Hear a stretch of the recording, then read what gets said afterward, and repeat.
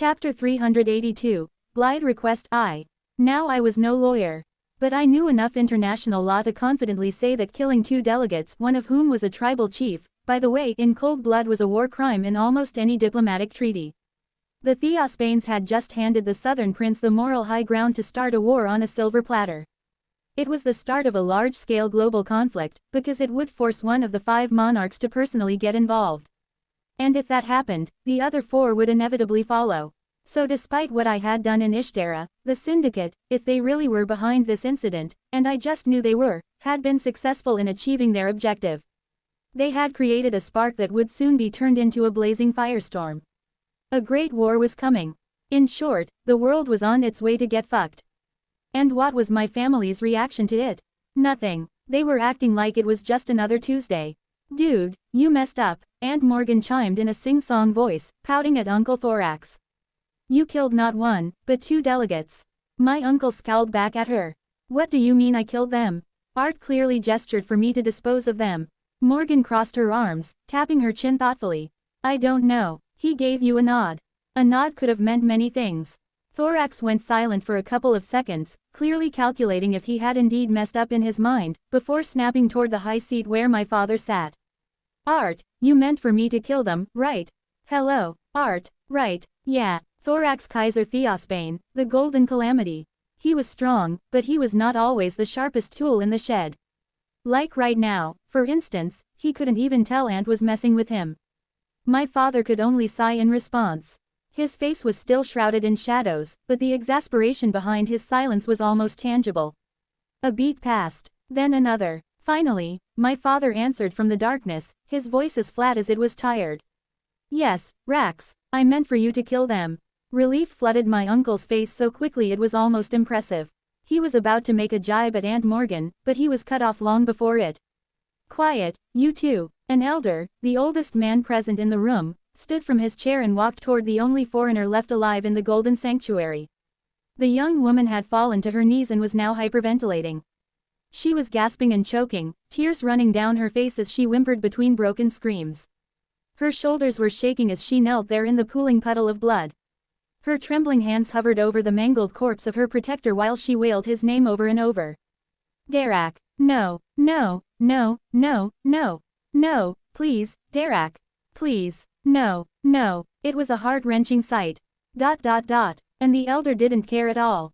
He simply came to stand before her and lifted a single finger. Simultaneously, as if her neck was grabbed by an unseen hand, the young woman's head jerked up, and she was forced to meet the elder's gaze. She choked on her sobs as her body was involuntarily straightened. Her limbs convulsed fiercely against the invisible hold that bound her in place, but to no avail. Her magenta eyes, wet and unfocused now, struggled to steady themselves against the elder's cold and ancient ones. But when they finally did, there was nothing but pure, unadulterated hatred swirling in the depths of her quivering pupils. You will compose yourself, the elder warned, his calm voice full of absolute authority. Then, he pointed in our direction, or more specifically, toward my second eldest brother, Tristan. And by the end of the week, you will marry one of our sons. Him. What? Tristan shrieked, practically catapulting out of his chair. What do you mean she'll marry me? I'm only 22, I'm not ready to be wed off to some southern filth. The young woman's face contorted in what I assumed was a mix of dawning horror, anger, and disgust. I couldn't blame her. I'd have the same reaction if I were asked to marry Tristan. The guy didn't even bathe regularly. And while most people always told us Theospanes that we smelled good no matter the occasion, I wholeheartedly believed Tristan was the sole exception to that rule. You're out of your minds. The young woman screeched in fury unrestrained. Then like a rabid animal, she began thrashing against her invisible bonds and cursing wildly. I'll kill you all. I'll skin you alive and wear your... The elder flicked his finger downward. The girl's head followed the movement instantly. Her entire body doubled over until her skull was brutally bashed against the floor with such force that she passed out on the spot. She remained there, her forehead pressed into the bloody marble, unmoving. Well, who could have seen that coming? I looked around and saw Callie's eyes were blown wide, her hand frozen midair as if she wanted to say something but couldn't find the words.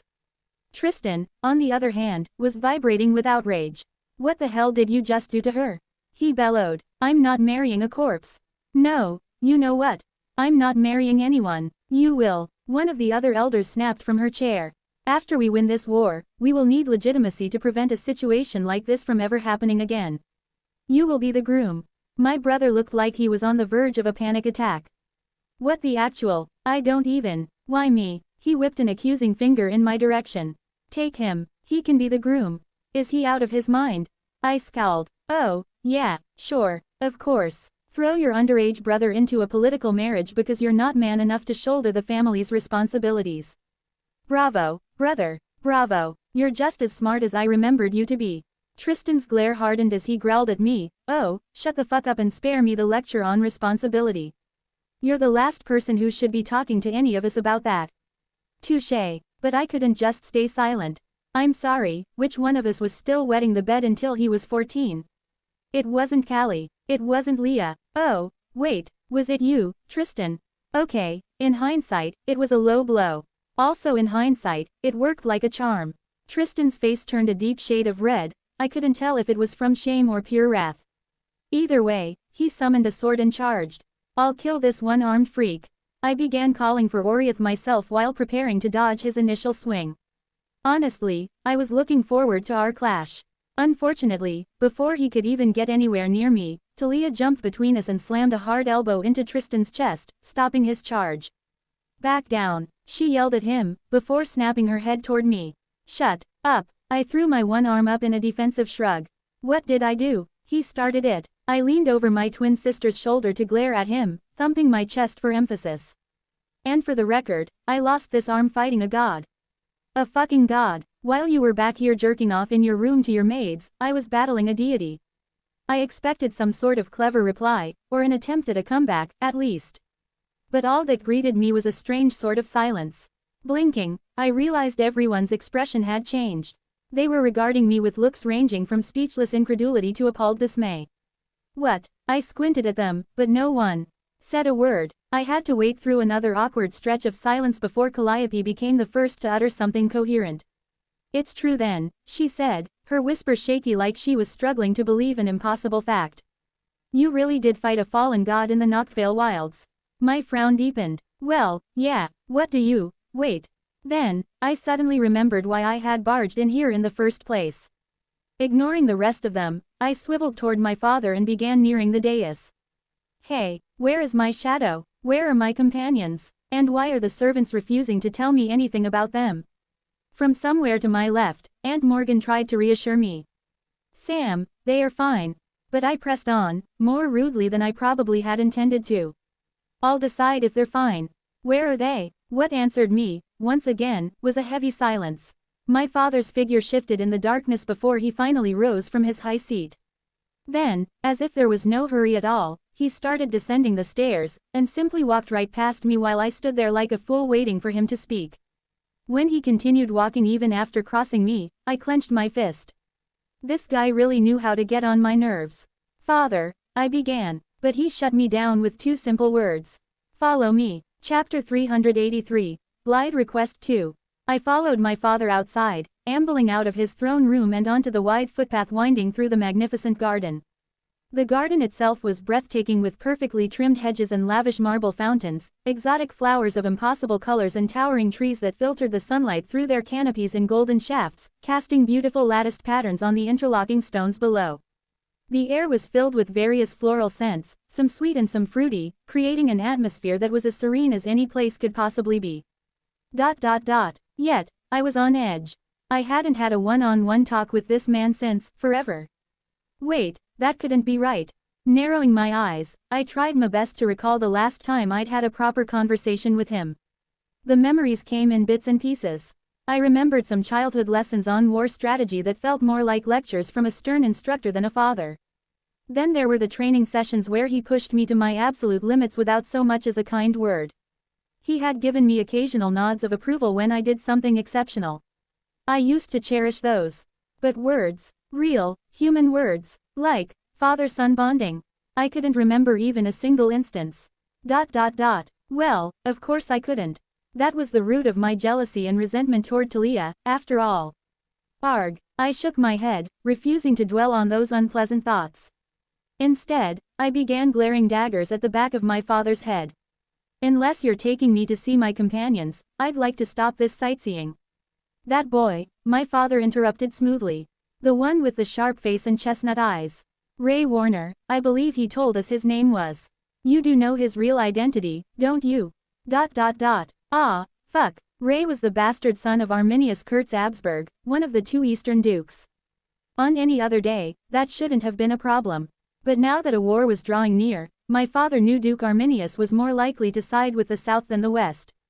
Basically, Ray's father was a potential enemy. Holding him hostage won't get you anywhere, I still tried to reason, keeping my voice steady and confident. He's a bastard. His father doesn't care about him.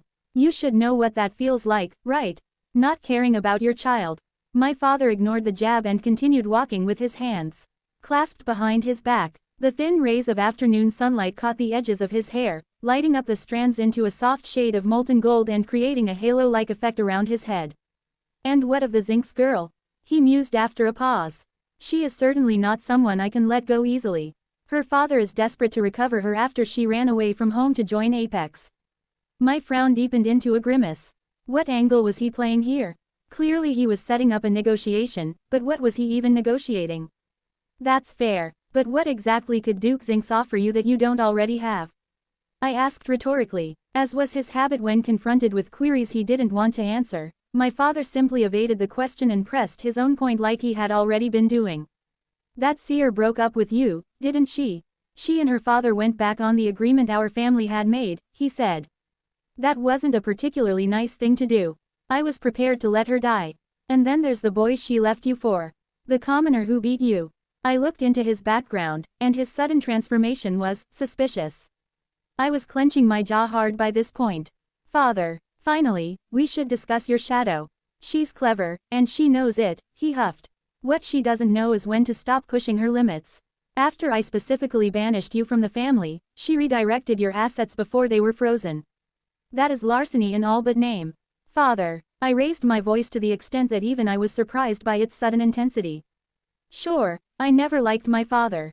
But he was truly starting to grate on me now. Just get to the point. I said, there's obviously something you want. Do you think I don't know you could have killed them all if you really wanted to? But since you're beating around the bush, you clearly haven't. So just tell me, what is it that you want from me? My father was quiet for an uncomfortably long amount of time after that. For a second, I thought he was going to ignore me again. But he didn't. Instead, he stopped right in his tracks and turned to fully face me, leaving me utterly speechless in response. Because there was a solemnity in his expression that made him look serious in a way he rarely ever was. Do you know where the Iron Height is? He asked. Huh, what did that have to do with anything? Sure, I replied tentatively. I mean, not exactly. But there's somewhere in the Eastern Ocean, right? Yes, Father nodded. Then, he said something that completely baffled me. I need you to go to Iron Height next month. Your brother Ezra is already there. I was floored. Was he asking me to go chill on a vacation after my recently long and depressing journey? Okay, that was strangely paternal of him. Though why would I want to spend my time off with Ezra of all people? And wait, did they even have a decent resort on Iron Height? From what I knew, the entire island was just the calcified carcass of the largest unholy spirit beast humanity had ever slain on Earth. Well, I appreciate the gesture, Father, I sighed, but I'd rather take a vacation somewhere exotic, not on the back of a giant dead monster. My father was visibly stupefied. What? What? I staggered back, mirroring his confusion. He kept staring at me through squinted eyes. Then, after a judgmental pause, he pinched the bridge of his nose. I am not sending you there on a vacation, he said slowly. Well, when you tell me to go to a scenic island with my dear brother, I'm going to assume there are cocktails involved, I muttered. He completely ignored me and went on. There was a relic recently being smuggled through Iron Height. The smugglers were killed by beasts, but we were able to confirm that the item in question was something that belonged to our family 3 generations ago. I frowned, ready to interject with a quip I can't quite remember now. I can't remember because I stopped upon seeing a flash of sad desperation on my father's face. In all my years, I had never seen him look sad, except on one specific day every single year, the anniversary of my mother's death. It was exactly the same expression he would wear during her memorials that he was wearing now. But before I could process the sight, the mask of detachment slid back into place on his face as usual. I need that relic, at any cost, he emphasized. The problem is that Ironhate technically falls under the territorial jurisdiction of the Ducal House of Wayforge. They covet that relic just as much as we do. Oh, come on. I resisted the urge to drag a hand down my face. Uncaring, my father continued speaking. They are mobilizing their forces to secure the site. They claim they are conducting a containment operation, but I know they intend to seize the relic. Your brother is already there with an army, and small-scale skirmishes are already breaking out. We expect them to launch a full-on assault within the next few weeks, all while depicting us as the aggressors. Yeah, well, no shit. We were the ones aggressing on their territory. So, let me get this straight, I said, letting out a weary breath. We are going to fight on two fronts, one war against a rival ducal house and another against a southern prince. And you want me to go help my brother steal a relic in enemy territory? Is that what you're saying?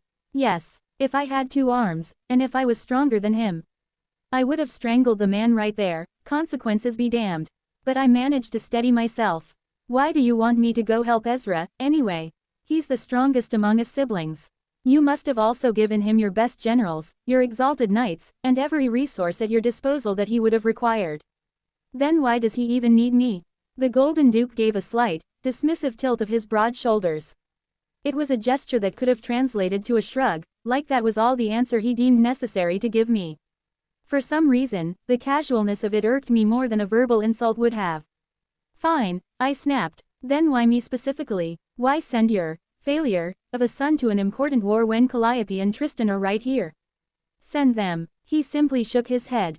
Tristan's marriage is a political necessity. I'll also need him in the south. Calliope is strong, but I don't trust her to make the decisions required to win at all costs. Besides, she will be invaluable to me when the coalition eventually moves. I waited a few seconds before pulling my lips into a thin line. And your precious little perfect heiress? What about Talia? The great Duke Arthur didn't look so great in that moment.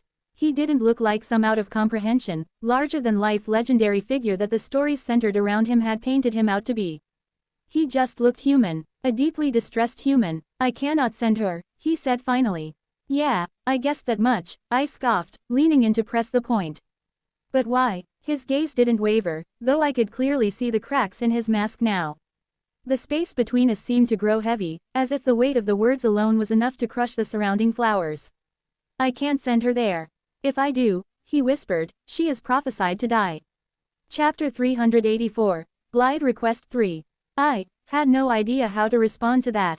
Talia was prophesied to die. Were there roots in the game where she died before the fall of the Theosbane family? I couldn't recall. Hey, in my not-so-great defense, I'd always found her character annoying. I didn't play Juliana's roots much, and whenever I did, my only goal was killing Arthur as quickly as possible. In some paths, I had to go through Talia to get to her father, but I usually just avoided her. She was never a fixture in the academy setting either, so I had little idea what became of her after the massacre of Night Sanctuary Arc. But what I do know is that an event similar to what my father was describing did happen in the game. The ducal houses of Theosbane and Wayforge did fight a bloody war. The objective of their war, however, was kept secret. And more shockingly, the Theosbanes lost that war. The reason for that was the location where the war happened, Earth. You see, on our home planet, the monarchs had enforced strict laws forbidding any SS rank or higher awakened from engaging in all-out assault. They could do whatever they wanted in the spirit realm, but on Earth, they were restricted to act in their full capacity. As such, wars between noble families were fought amongst foot soldiers, generals, and heirs, proxies instead of true monsters who could wipe a battlefield clean with their spiritual pressure alone. After all, the last time a clash of that scale went down on Earth, an entire county was reduced to ash with millions of people left burning to their deaths. That was the Battle of Edenfall, the day the Blade family was executed. So, the Theosbanes didn't lose to the Wayforge family because they were weak. They lost because their greatest weapons were barred from the field. Their strength was shackled, or at least, that's what I could guess. They never showed that war on screen. Regardless, they did lose. And that was in the game, where they only had to focus on one major conflict. Whereas in this reality, my family was going for a two-front war. But still, I couldn't shake my mind off Talia's supposed prophecy. How do you even know that? I asked, and immediately cringed. It was a stupid question. The West hadn't seen a true soothsayer in generations, at least before the awakening of Lily Elderwing. Yet, it was not to say we didn't have any soothsayers at all. We did. Their predictions just weren't always accurate. The average ratio of true to false prophecies was 40 to 60. So 40%. Using that benchmark, the certainty of Talia dying was only 40%. Which was a lot less than what I had when a soothsayer last predicted my death. But hey, I'm not comparing. So what if I survived a fallen god and my father had yet to acknowledge that feat?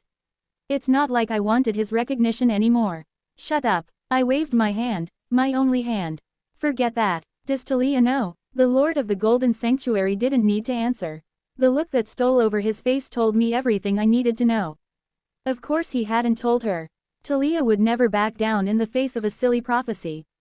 However much I disliked my elder twin, I wasn't above admitting her admirable traits. Bravery, or foolishness, was one of them. The constant need to prove herself was another. Which brought me to my next problem. I groaned. Even if I agree to this shameless request of yours, how do you expect me to handle her? She's obviously going to object. You needn't concern yourself with that, he replied dismissively. It has come to my attention that the two of you agreed to compete in a mock war for the ace title. Participate in that and prevail. I will use your victory as an excuse to send you in her stead. I laughed a bitter laugh and didn't bother holding back the venom from pouring over into my tone. You have some nerve, father. He regarded me with an eyebrow raised. Then, what? Let me put it in a way you'll understand, I spat, taking one step closer. Why the fuck would I ever help you, or this family, after how I was treated here? After what you did to me? Won't lie, I expected him to slap me. I expected him to force my defiant eyes downward, to break my neck so I'd lower my head, or to at least make me kneel for the blatant lèse-majesté I'd committed by speaking out of turn. But nothing of the sort happened. Instead, he countered me calmly, as though we were engaged in a philosophical discussion rather than, whatever this was. An argument. No, an argument only happens among equals. This was an imposition of will. We were just deciding whose will would break first, mine or his. The answer should have been obvious from the start. If my father had decided that I would go to a war, there wasn't much I could have done. Yet my pride forbade me from giving up without even trying to resist. You mean what you did to yourself? He corrected me. My jaw practically hit the gravel. What? The Golden Duke took a deep breath, turning his head to gaze at the surrounding flowers for a few seconds before returning his full attention to me. Do you know how the pharaohs ruled in ancient Egypt? He asked. I had no response that I felt was correct, so I settled for a scowl. With divine authority, he answered himself in the very next breath. They ruled with divine authority. They were considered the intermediaries between gods and humans, and so, they held supreme power. My scowl only deepened with every word he spoke. Is this impromptu lesson leading somewhere, or? And that's just one case, he cut me off. Throughout history, monarchs and kings have wielded absolute authority, not just because they could, but because they were expected. 2. The people beneath them had to fear the consequences of questioning that power. They didn't argue, they obeyed, and because they obeyed, they survived. Rulers who failed to understand this often perished, quietly or violently. I opened my mouth to retort, but his eyes held me in place like a physical weight against my shoulders. In today's world, democracy does not exist. Above the title of duke are the monarchs. But my power is still my own. It was not gifted to me by a monarch. In fact, I would argue that I am the one lending the monarch above me my power. Again, I stayed silent as he went on. As such, it has become vital for us to represent ourselves with even more authority than those rulers of the ancient past. We must show everyone beneath us why we are above them, why we are closer to deities than we are to men. That is exactly why the monarchs are considered modern-day gods. That is exactly why dukes like myself or Rhaegon Wayforge must act as immovable monoliths. I was still silent, but now that silence was there because I understood exactly where this speech was going. Let me guess. You're going to say I was not born as some ordinary boy. The responsibility to conduct myself in accordance with my family name falls on me, and I failed that responsibility. You did, my father nodded just once. I continued to ignore your minor misdemeanors, but I could not have ignored you being beaten by a newly awakened peasant. A peasant, one of those lowly worms we rule over. Do you even understand the weight of that, boy? The moment you bleed at the hands of one of them, they stop fearing you. They realize you are just another human, and that, like them, you can be brought down. You stop being absolute and they stop being obedient. So at that point, I had the option to either banish you or defy monarchical law of not harming. A cadet candidate by having that commoner boy and his entire bloodline wiped out in your name, simply to make up for your failure. I clenched my fist until I felt the sting of my nails sinking into my palm, my knuckles porcelain under the pressure. Yeah, I knew he wasn't wrong. But so what? That didn't make me any less angry. Is that really how you justify a duel with your own child? I shouted, more emotions boiling into my voice than I could keep count. I stared dead into my father's golden eyes that reminded me so much of my own.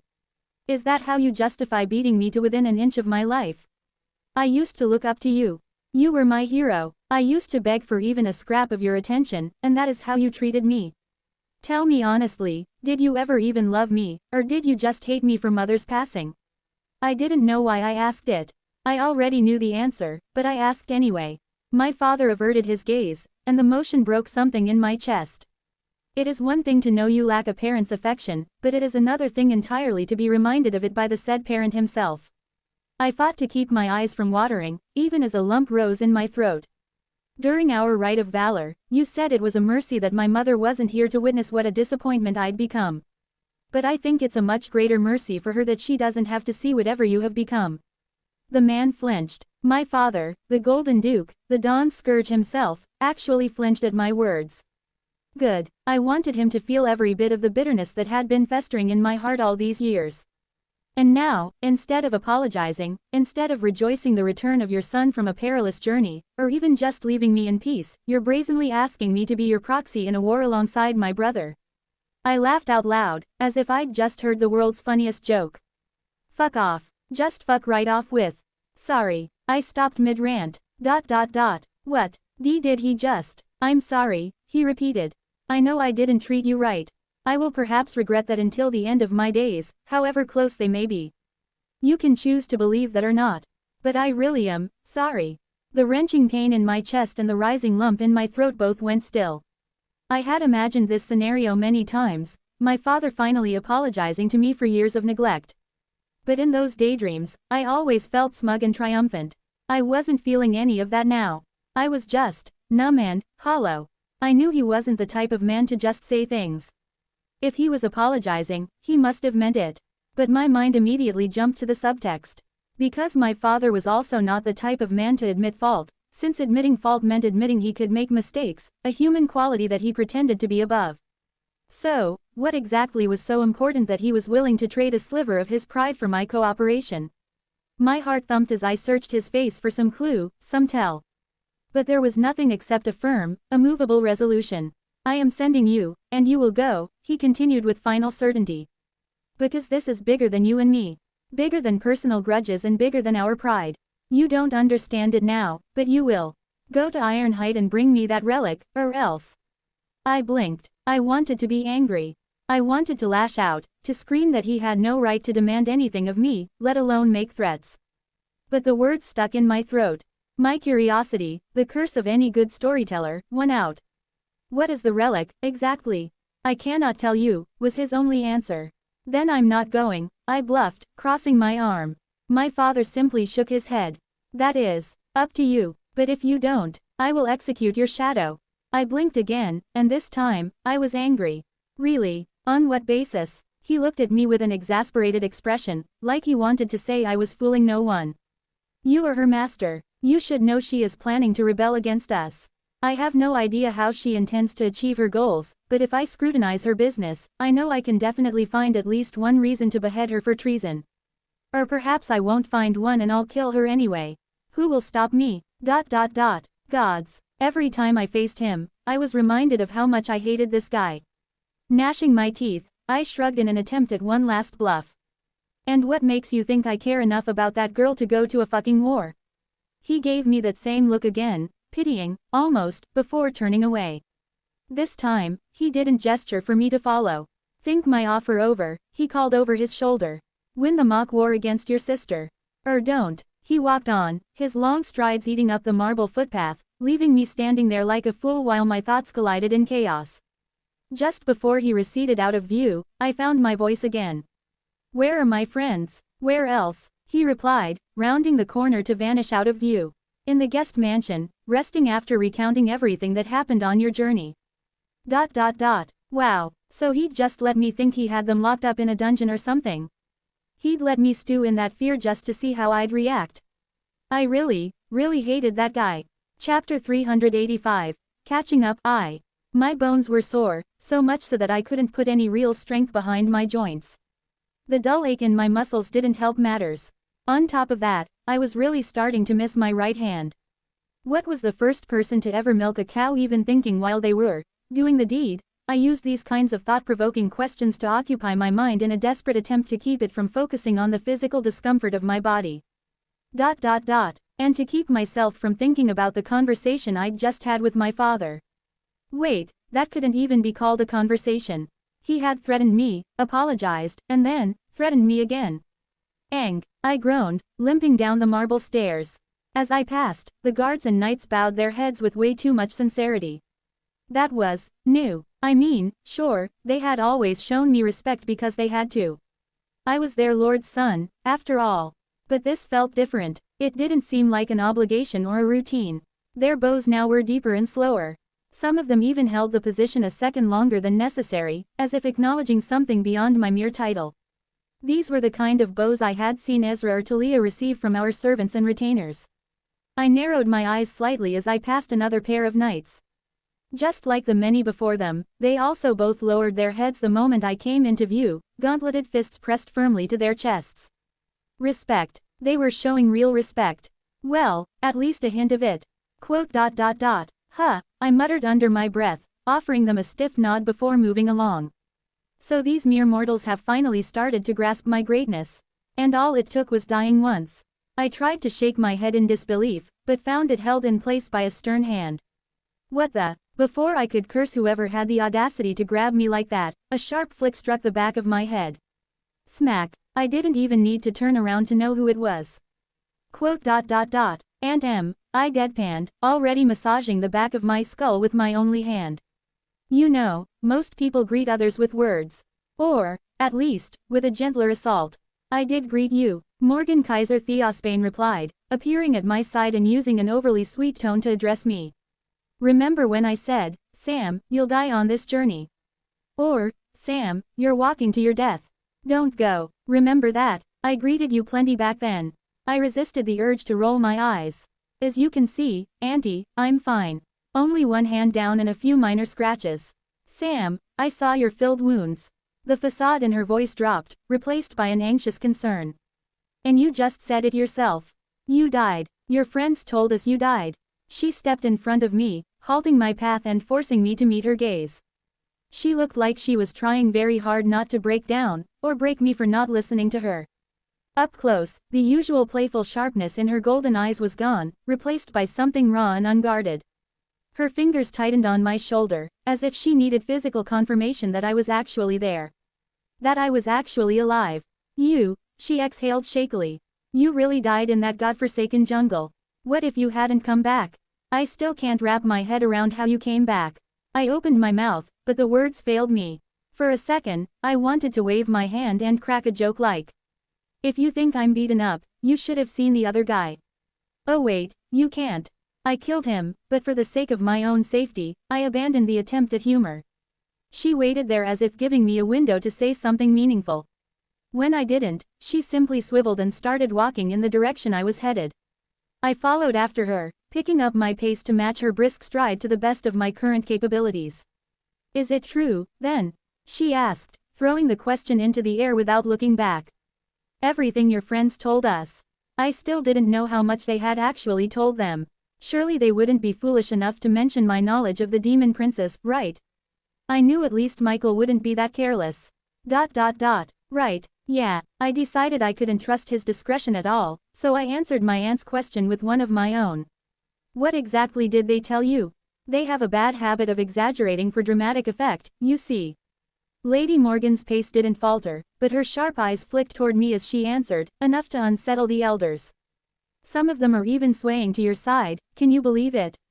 Those old geezers favoring you. It was also more than enough to impress Thorax. I blinked. Okay, that doesn't really clarify much. And what did she mean that the elders were favoring me? Swaying to my side for what? Certainly they weren't thinking of withdrawing their support for Talia's claim to my father's seat. He had selected her himself. While their voices held a heavy weight in our family, I really doubted the elders could actually do anything to overturn the Duke's decree. Not about his heir selection, at least. Plus, being an heir was about far more than just individual prowess. It was also about responsibility. So sure, I had been ahead of Talia for a while now, but I hadn't yet proven I could be trusted to be put in charge of a dynasty. Aunt Morgan huffed a quiet laugh that didn't reach her eyes. Basically, your friends detailed the journey you all had been on. They described the beasts you all faced and the encounters you all barely survived. They told us how you all had to go through an intelligent beast, and how you escaped the fallen god on the lake's shore. But especially, they told us about how you killed him. How did you kill him, Sam? I exhaled, feeling some of the tension draining from my shoulders. From the sounds of it, they hadn't said a word about the confidential topics I'd explicitly asked them to keep between us. It also seemed like they didn't mention knowing anything about Vagar, describing him as some sort of intelligent beast. That was smart of them as well. I never doubted them. Relieved, I shrugged. If they told you everything, then you must already know the answer. My aunt shook her head, a few stray strands of hair more golden than actual gold falling over to frame her face. According to them, they weren't there to witness the showdown in person. That commoner boy was being mind-controlled by the god, yes. So no one actually saw the fight, only the end result. Okay, that checked out too. I'd only asked because I wanted to know if they had accidentally spilled anything about Michael's sword. It seemed they hadn't. I didn't know why I was so suspicious. It was just in my nature, probably. But deep down, I should have known that after going through hell and back together, they weren't the type to betray one another. Okay, maybe Juliana and Vince weren't a guarantee. But everyone else was solid. At the very least, I could trust them not to blab details that could get us all killed, or worse, put me in a troubling situation where I actually had to work. I sighed. Well, I don't know, Aunt M. I've tried to remember, but the memory is hazy. I think I just got lucky. My aunt slowed her pace and squinted at me. Sam, you don't get lucky into killing a fallen deity. I should know. Your father and I have killed a few. A being like a fallen god is so in sync with reality that they just become a part of the cosmos itself. To kill such a being, you must exert your spiritual pressure onto them. That's why simple bullets or bombs can't kill creatures or humans with a high soul rank. Yeah, I know that now. Back then, I didn't. So I just listened to her with a deepening frown, then shrugged again. I really have no idea, I insisted. The Queen of Smiles stared at me incredulously before echoing a similar sigh. Fine, we'll pick this up later. For now, follow me. With my brows knitted together, I lifted my chin in protest. Right now, where? I was going to check up on. To get you a new hand, she spoke over me and kept walking. Look, I'd be the first to admit my family was pretty toxic. Everyone clearly had some issues that needed a lot of therapy to resolve. I'd also be the first one to admit that being a Theosbane, or any high noble, was awesome as fuck. Do you need a new ride? Oh, here, take your personal jet. Pocket money. Sorry, I don't have change in my wallet right now.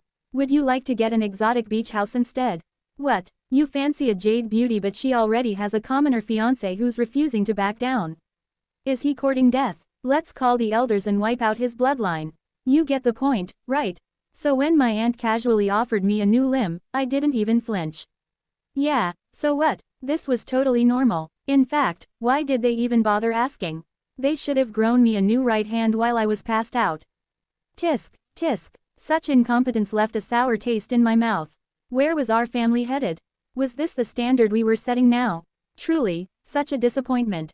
I was ashamed. Anyway, while Aunt Morgan flitted down the opulent hallways of gold and polished marble flanked by dozens of guards, I limped behind her, slightly short of breath. My body had taken more of a toll than I had initially realized. Noticing that, Aunt Morgan slowed down. Should I call a knight to carry you? I glowered at her in disgust. Ew, no, I don't want to be carried by sweaty gross men in sweaty gross armor.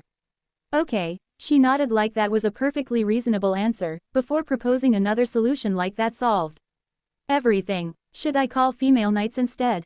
I paused, then I abruptly shook them away.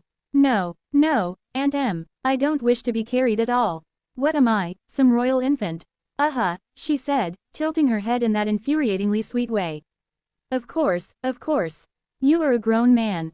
Why would you need a hand? Oh, wait. I was pinching my nose by now. Was she seriously making stupid dad jokes? Can you, shut up? She burst out laughing.